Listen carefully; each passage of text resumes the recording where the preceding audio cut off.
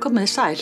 Ég heiti Unnur Skafladóttir og ég prófessor í mannfræði og ég ein þeirra sem hef haft umsjón með meistaranám í hnattrænum fræðum. Og í dag ætla ég að kynna fyrir ykkur þetta áhugaverða nám.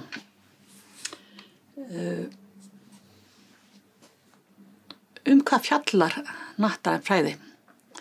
Ég held að við sem öll sammála það að á tímum COVID vorum við rækilega minnt á það hver samtengdur heimurinn og að við erum öll þátttakendur í hnattrænum heim á svo margan hátt. En sem sagt hnattræn fræði, þetta þverfaglegt nám sem fæst við ólíka hliðar þessa hnattræna heims.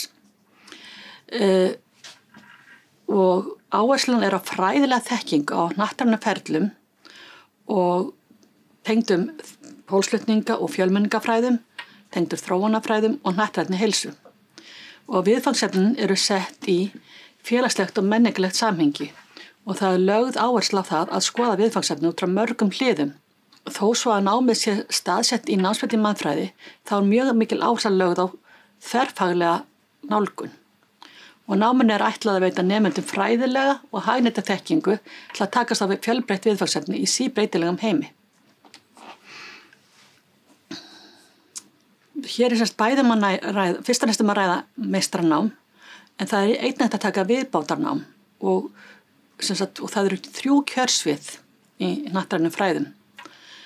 Og fyrsta lagi þá var það fólksflutninga og fjölmenningafræði. Þau veita hnattræna innsýn í ýmis viðfangsefni tengdum fólksflutningum og fjölmenningu og fjalla meðal annars þjóðerni, landamæri, kynþáttahyggju og þverþjóðleika. Hnattræn heilsa veitir nemendum þekkingu á hnattrænum áhrifum heilsu einstaklinga og hópa og færni til að vinna með viðfangsefni á fræðasviðinu. Nemendur fá innsýn í mismunandi sjúkdómabyrði og heilsufarslega mismunun á ólíkum svæðum og löndum í heiminum og milli hópa. Þróunarfræðin, þau fást við misskiptingu auðs og baráttu við fátækt og úrlausnir til úrbóta. Námið veitir bæði fræðilega og hagnýta þekkingu til að takast á við viðfangsefni þróunarmála. En nám á öllum þessum sviðum, það undirbýr nemendur á sama tíma undir rannsóknarvinnu og ýmis tækifæri gefast til að taka þátt í rannsóknarverkefnum kennara á sviðinu.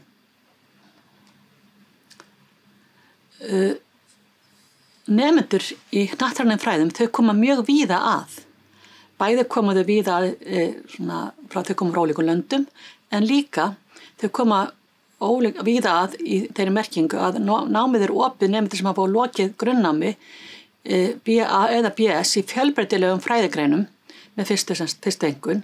Þannig að við höfum til dæmis haft mikið af fólki, mikið af nemendum sem koma frá heilbrigðisvísindasviði í grunnnáminu eða hugvísindasviði. En það ekki gert krafa grunnnám í félagsvísindum.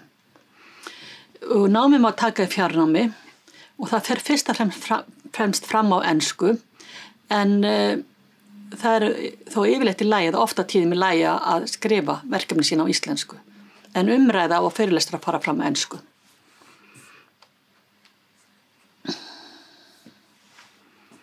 Hér eins og ég sagði áðan, bæði MA-nám og diplómanám að ræða. Það 120 eininga meistaranám. Þetta 2 ára fullt nám. Sama hvaða kjörsvið þið myndu velja, þá eru alltaf 2 sameiginleg námskeið sem allir nemendur í hnattrænum fræðum taka. En síðan eru 2 skyldu námskeið á hverju kjörsviði. Auk þessara sameiginlegu námskeiða allra í hnattrænum fræðum. Síðan líka skylda að taka málstöðum ritun meistararritgerða sem að síðan hjálpar svolítið til við að vinna með ritgerðina, en það yfirleitt bara tekið á síðasta misserinu. Og auk þess eru þetta valnámskeið og þau eru þá oft valin á því sviði sem tengjast ykkar kjörsviði. Síðan bjóðum við líka upp á 30 eininga viðbótar diplómanám og þetta nám sem að fólk tekur oft með vinnu. Það kannski að vinna í þróunarmálum eða á einhverja þessum sviðum og þá getur það tekið þessi námskeið og þau geta dreift þeim á þessu 3 námskeiðum á fleiri misseri. Það eru mjög mörg áhugaverð lokaverkefni sem hefur verið skrifað í hnattrænum fræðum og mjög mörgar áhugaverðar rannsóknir gerðar. En við erum með annars vegar 60 einingar lokaverkefni sem byggir á sjálfstæðri rannsókn en hins vegar 30 eininga lokaverkefni sem byggir á úttekt eða hagnýtu verkefni sem sett í fræðilegt samhengi. Og oft þetta þá verkefni sem tengjast einhverjum verkefni sem að fólk hefur að vinna að í tengslu við starf sitt eða bara hefur áhuga á. Og nemandi gerir semst rannsókn af viðfangsefni sem áhugi er á undir handleiðslu leiðbeinanda sem þá kennari í námsbrauti í mannfræði eða í hnattrænum fræðum. Það eru mjög, eins og ég bara minntist á, mjög mörg áhugaverðir rannsóknir sem eru gerðar.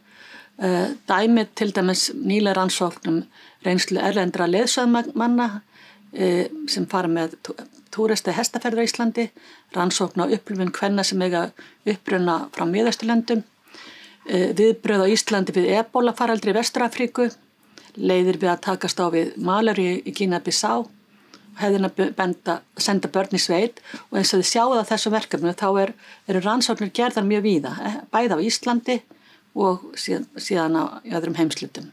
En þetta eru bara nokkur dæmi margar rannsóknir sem nemendur hafa sinnt og mjög áhugaverðar rannsóknir. Störf að námi loknu, það eru þetta ýmis störf sem að bjóðast, sem að fólk hefur farið í. Margir hafa farið að vinna hjá alþjóðlegum stofnunum, frjáls félagasamtök eins og Rauði krossinn, UNICEF, UN Women, þar finnum við fólk sem hefur tekið hnattræn fræði.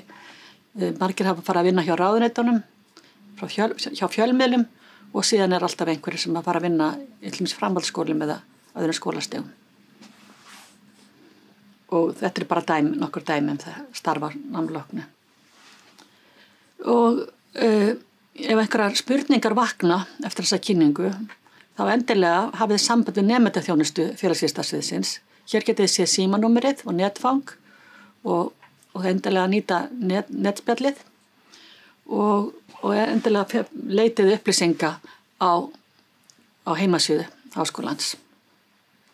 Og að lokum þá vil ég minna á umsóknarfrestinn og í framhaldsnámið, þess að í meistaranámið eða 15. apríl, en umsóknarfrestur í grunn og síðan diplómnámi sem ég talaði einnig er 5.